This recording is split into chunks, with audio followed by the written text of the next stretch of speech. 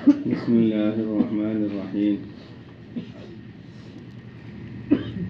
یہ نئی کتاب ہے التنویر فی اسقاط التدبیر، مترجم مسمى بالاکسیر فی اثبات التقدیر. مؤلف ہیں شیخ ابن عطا اسکندری قدس اللہ سرہ.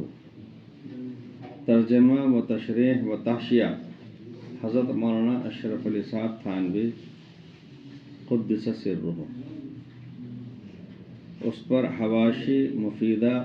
از ملفوظات حضرت سید الطائفہ قطب عالم حاجی امداد اللہ صاحب قدس سرہ.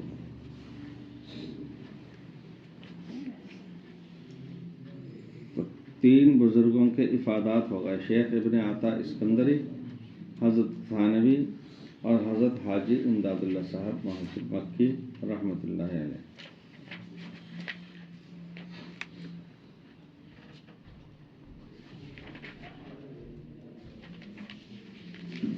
بسم اللہ الرحمن الرحیم. خدا در انتظار حمد ما نیست، محمد چشم بر راہ ثنا نیست. خدا مدح آفری مصطفیٰ بس، محمد حامد حمد خدا بس. مناجات اگر خواہی بیاں کر، ببیت ہم قناعت می تواں کر. محمد از تمی خواہم خدا را، الہی از تو حب مصطفیٰ را. اما بعد، عرض کرتا ہے یہ احقار قدام آستانہ فیض کاشانہ امام العارفین مقدام الراسخین سراج الاولیاء تاج الکبراء زبدۃ الواصلین قدوۃ الکاملین شیخ المشائخ سید السادات جنید الزمان بایزید الدوران سیدی و سندی و معتمدی و مستندی ذخیرۃ یومی و غدی مکان الروح من جسدی. حضرت مرشدنا و مولانا الحافظ الحاج الشاہ محمد امداد اللہ المہاجر التحانوی مولدہ والمکی موردہ الفاروقی نصبہ الحنفی مذہبہ الصوفی مشربہ دامہ اللہ تعالی کا اسمہ الشریف امدادا من اللہ علی العباد و افاضتا علی طالب الرشاد. کہ ہمارے زمانے میں اور ہمارے ملک میں اکثر لوگ تحصیل دنیا پر اس قدر گرے ہیں کہ حلال و حرام میں بھی تمیز نہیں کرتے اور اوامر و نواہی کی خبر نہیں رکھتے. اللہ تعالیٰ شانہ کے احکامات اور اللہ تعالیٰ کے منع کی ہوئی چیزوں کی خبر نہیں رکھتے. کارروائی پر نظر ہے، نہ حساب کی خبر، نہ عقاب کا خطرہ. منشا اس انہماک استغراق کا یہی ہے کہ تقدیر پر اعتماد نہیں. منشا اس انہماک استغراق پورے طریقے سے دنیا میں کھپے پڑے ہیں، اس کا منشا یہی ہے کہ تقدیر پر اعتماد نہیں. پھر ان میں بعض لوگ تو ایسے ہیں کہ مسئلہ تقدیر کو عقیدتاً حق جانتے ہیں، مگر پست ہمتی سے ظاہر کو باطن کے موافق نہیں کر سکتے. اور بعض ایسے ہیں کہ اس مسئلہ تقدیر ہی کو فسانہ بے معنی سمجھتے ہیں اور ایسے اعتقاد والوں پر ہنستے ہیں. یہ خیال باطل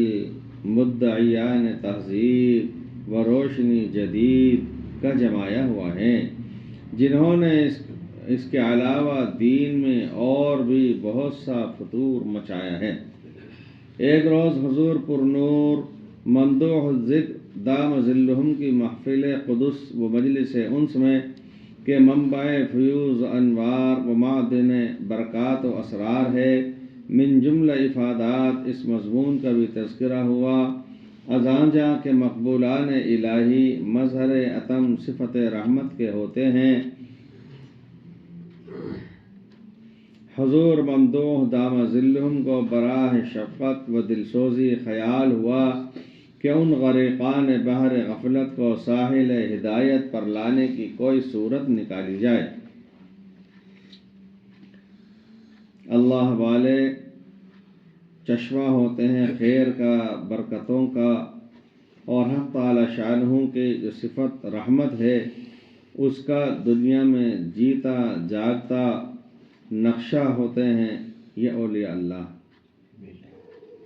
دل سوزی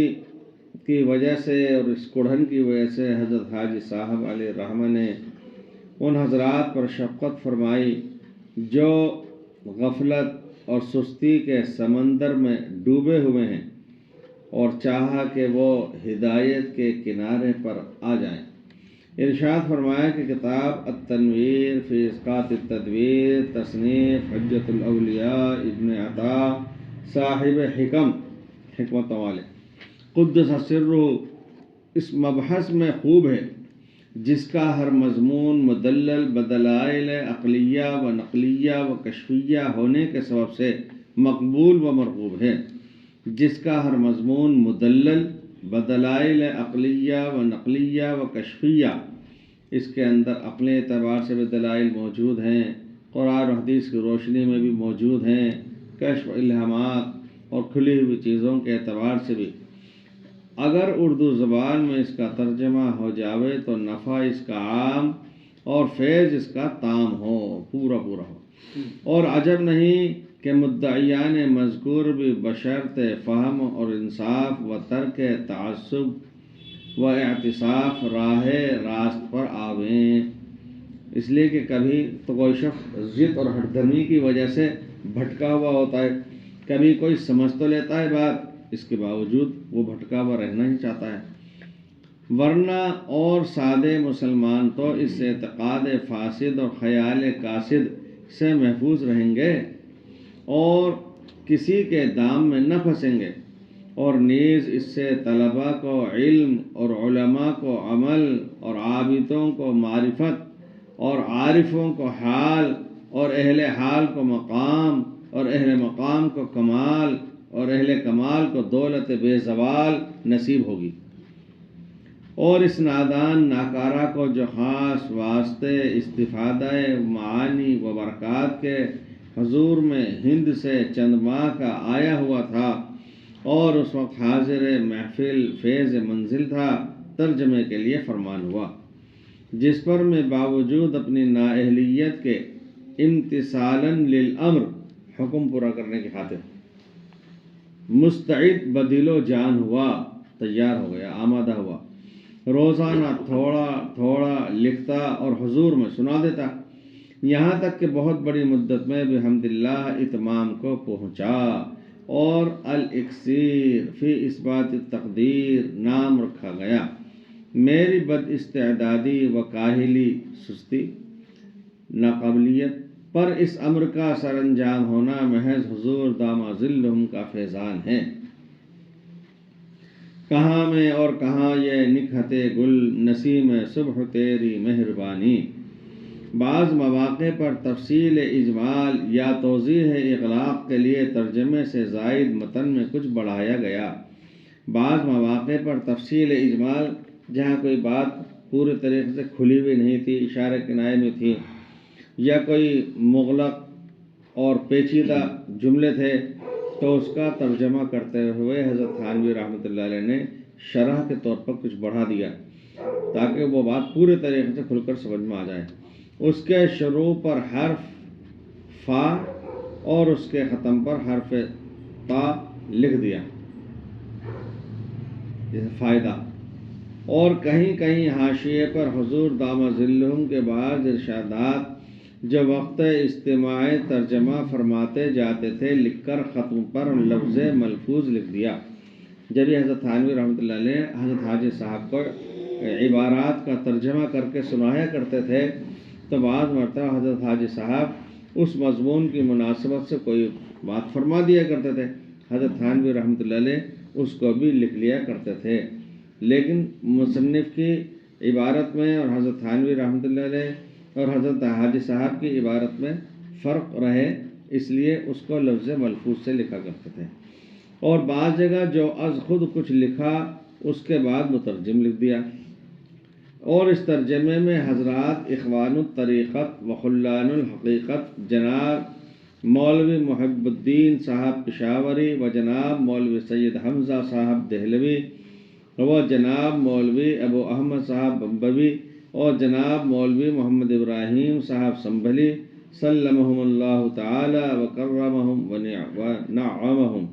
سے بہت مدد ملی۔ خصوص جناب مولوی سید حمزہ صاحب نے سب سے زیادہ مدد فرمائی، جزاہم اللہ تعالی خیر الجزاء۔ پھر یہ ترجمہ حضرت تاج الادباء سراج الفضلاء مولانا ذوالفقار علی صاحب رئیس دیوبند ضلع سہارنپور مد ظلہ کی خدمت میں بغرض اصلاح بھیج دیا گیا۔ مولانا ممدوح کے نظر فرمانے کے بعد اب یہ ترجمہ انشاءاللہ تعالی قابل اطمینان ہے۔ پھر بھی اگر کہیں کوئی لغزش پائی جاوے وہ اس نادان کی طرف منسوب سمجھنا چاہیے، اور ناظرین سے امید ہے کہ جب اس کو مطالعہ فرماویں تو بزرگان مسبوق الذکر جن کا ابھی نام گزرا ہے کو اور اس احقر کو دعائے خیر سے یاد فرمائیں۔ یا الہی اس ترجمے کو مقبول فرما کر ذریعہ ہدایت بنا اور ہم کو بھی توفیق عطا فرما، آمین یا رب العالمین۔ وصلی اللہ علی سیدنا و مولانا محمد وعلی آلہ واصحابہ وازواجہ وذریتہ وعترتہ واولیاء امتہ اجمعین ابد العابدین و دہر الداہرین۔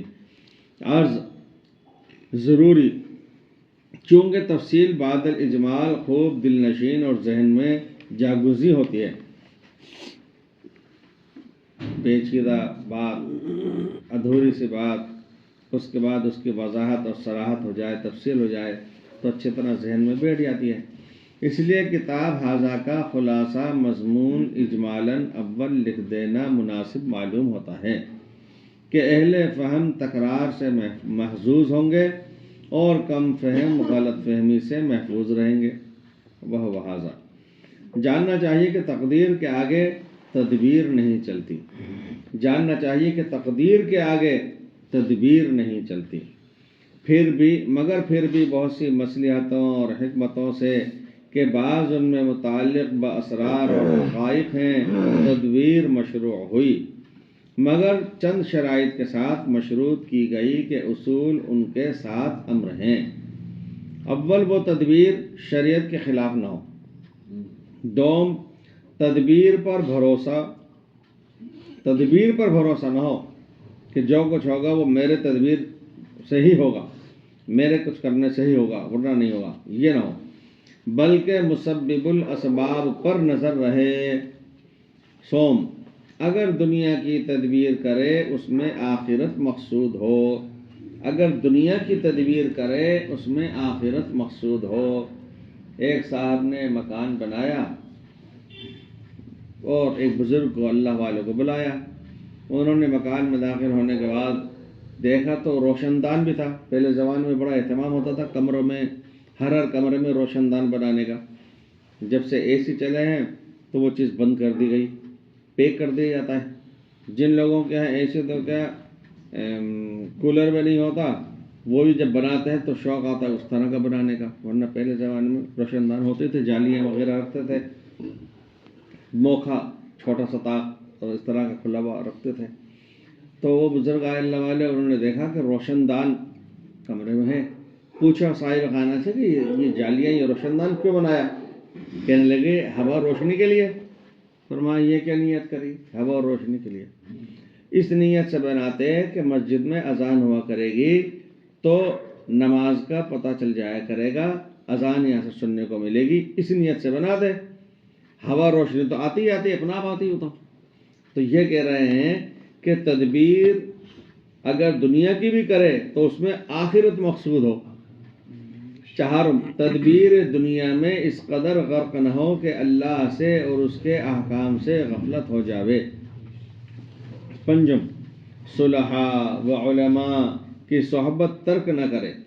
تاکہ کدورت اسباب اثر نہ کرے۔ ششم حقوق شرعی ادا کرتا رہے۔ تم ہر شخص اپنی حالت کے اعتبار سے ضرورت سے زائد جمع نہ کرے، یہ تو ہم نے درخت شمار کرا دیے، اب بسم اللہ کر کے باغ میں چلو اور علوم و حکمتیں اور علوم و حکم کے پھل نوش جان کرو۔ آگے ترجمہ شروع ہوتا ہے، واللہ الموفق وهو الہادی الی صراط مستقیم۔ بسم اللہ الرحمن الرحیم۔ یوں فرماتے ہیں حضرت امام عارف پیشوا محقق تاج العارفین لسان المتکلمین امام زماں یکتائے دوراں حجت السلف امام الخلف قدوۃ السالکین حجت المتقین تاج الدین ابو الفضل احمد بن محمد بن عبد الکریم بن عطا اللہ اسکندری، اللہ جل شانہ ان سے خوش ہوئے اور ان کو خوش کرے، اور ہم کو اور تمام مسلمانوں کو ان کی ذات مقدسہ سے نفع بخشے۔ بے شک وہ سب کی سنتا ہے اور سب سے قریب ہے اور سب کی دعا قبول کرتا ہے۔ حمد کے قابل اللہ جل شانہ ہے جو کہ خلق اور تدبیر میں یکتا ہے، حکم اور تقدیر میں یگانہ ہے، ایسا بادشاہ جس سے کسی کو مماثلت نہیں، کوئی اس جیسا ہو ہی نہیں سکتا، کسی کو اس کسی سماعت و بصارت نہیں، جو اللہ تعالی شانہ جس طرح سے سن لیتا ہے اور دیکھ لیتا ہے اس طرح کا دوسرا نہ سن سکتا ہے نہ دیکھ سکتا ہے۔ جیسا کہ کہتے ہیں کہ صاحب اندھیری رات میں کالے پہاڑ کے نیچے کالی چیونٹی وہ اگر رینگ رہی ہے تو اس کی آہٹ بھی حق تعالی جل شانہ سن رہا ہے اور دیکھ بھی رہا ہے۔ اس کی سلطنت کو حاجت وزیر نہیں، کام چلانے کے لیے وزراء کی ضرورت پڑتی ہے، لیکن اللہ جل شانہ تنہا ہر اعتبار سے کافی ہے، اس لیے کہ امر کن سے سب کچھ ہو جاتا ہے۔ کمال ذات میں امکان تمثیل و تصویر نہیں، یعنی ایسا ممکن ہی نہیں ہے کہ حق تعالی جل شانہ کی ذات میں اس جیسا کسی دوسرے کو تلاش کیا جا سکے، ہو ہی نہیں سکتا۔ ایسا علیم جاننے والا کہ اس سے مخفی کسی کا مافی ضمیر نہیں، ایسا علیم کہ اس سے مخفی چھپا ہوا کسی کا مافی ضمیر نہیں، کسی کے دل میں بھی کوئی بات ہے تو وہ حق تعالی شانہ پر عیاں ہے اور ظاہر ہے۔ چنانچہ فرماتے ہیں الا یعلم من خلق وهو اللطیف الخبیر، یعنی بھلا وہ نہ جانے جس نے بنایا، حالانکہ وہ بڑا رازدان اور نہایت خبردار ہے۔ وہ ایسا عالم ہے جو ہر امر کی ابتدا اور انتہا سے باخبر ہے، وہ ایسا سننے والا ہے جس کے آگے چیخنا اور چپکے سے بولنا برابر ہے، وہ رزاق ہے، تمام مخلوقات کا روزی رساں ہے، وہ قیوم ہے اور سب کا ہر حالت میں ذمہ دار ہے، وہ بخشش کرنے والا ہے اور اس نے اپنے کمال احسان سے روحوں کو وجود حیات بخشا ہے، وہ قدرت والا ہے اور وہ اپنے کمال قدرت سے مخلوقات کو پھر دوبارہ زندہ کرے گا، وہ بڑا حساب کرنے والا ہے اور ان کو بدلہ دے گا جس روز وہ اچھے اور برے عمل لے کر اس کے روبرو آویں گے۔ پس ہر عیب سے پاک وہی ذات مقدس ہے جس نے بندوں پر ان کے وجود سے پہلے انعام فرمایا، جس نے بندوں پر ان کے وجود سے پہلے انعام فرمایا۔ دنیا کے اندر بعد میں آیا ہے انسان، اور اس سے بہت پہلے ازل کے اندر اللہ تعالی شانہ نے ایمان کی دولت عطا فرما دی، سعادت اس کے حصے میں لکھ دی وغیرہ وغیرہ، صحت تندرستی۔ بس ہر عیب سے پاک وہی ذات ہے جس نے بندوں پر ان کے وجود سے پہلے انعام فرمایا اور ان کو ہر حال میں رزق پہنچاتا ہے، خواہ اس کا حکم مانے یا نہ مانے، اور اپنے کرم سے ہر موجود کی مدد کی، اور اس کے وجود باوجود کی مدد سے تمام عالم کے وجود کی بقا ہے۔ ابھی ان دنوں میں جو دمشق سے جیل خانے کی اطلاعات آئی ہیں، اس کا جو نقشہ دکھایا گیا ہے، اندھیرا ہو رہا ہے، ہزاروں لوگ اس کے اندر رہ رہے ہیں، اندھیرا ہے۔ اب یہ حق تعالی جل شانہ کی قدرت کاملہ کا ہی تو مظہر ہے، ورنہ اس کو دیکھ کر کے تو یقین ہی نہیں ہو سکتا کہ کوئی آدمی اس میں 25 سال اور 10 سال اور 5 سال اور 2 مہینے اور 2 ہفتے زندہ رہ سکتا ہے، اور اپنے کرم سے ہر موجود کی مدد کی، اور اس کے وجود باوجود کی مدد سے تمام عالم کے وجود کی بقا ہے، اور زمین پر اس کی حکمت کا ظہور ہے، اور آسمان پر اس کی قدرت کا، اور میں گواہی دیتا ہوں کہ سوا اس یکتا کے کوئی قابل عبادت نہیں، اور کوئی اس کی شرکت کا مستحق نہیں، اور ایسی گواہی دیتا ہوں جیسے تابعدار اور حکم کا ماننے والا بندہ دیا کرتا ہے، اور میں یہ بھی گواہی دیتا ہوں کہ حضرت محمد صلی اللہ علیہ وسلم اس کے بندے اور رسول اور سب پیغمبروں سے افضل ہیں، اور اللہ جل شانہ نے ان کو اپنے کمال فضل و عطا سے مخصوص فرمایا ہے، ابتدا بھی انہی سے ہے اور انتہا بھی انہی پر ہوئی، ابتدا بھی انہی سے ہے اور انتہا بھی انہی پر ہوئی، یعنی کنت نبیہ و آدم و بین الماء والطین۔ حدیث میں آتا ہے کہ آدم علیہ السلام کا بھی خمیر تیار ہو رہا تھا، جسد اطہر بنایا جا رہا تھا، اللہ جل شانہ نے حضور پاک علیہ السلام کے لیے نبوت کا فیصلہ فرما دیا تھا۔ تو یہ تو ہوئی سب سے ابتدا، اور انتہا اس اعتبار سے کہ انبیاء کرام میں سب سے آخر میں تشریف لائے۔ علامہ فخر الدین رازی سے پوچھا گیا تھا کہ وہی اول وہی آخری کیسے ہو سکتا ہے، تو انہوں نے کہا کہ جب آپ کسی چیز کا گول دائرہ بنائیں گے قلم سے یا پنسل سے، تو جہاں آپ نے نقطہ رکھا ہے، قلم ٹیکا ہے، وہ آغاز ہے، ابتدا ہے، وہاں سے شروع ہو کر کے ختم کہاں کریں گے؟ وہیں پہ آ کر کے، وہی اول وہی آخر۔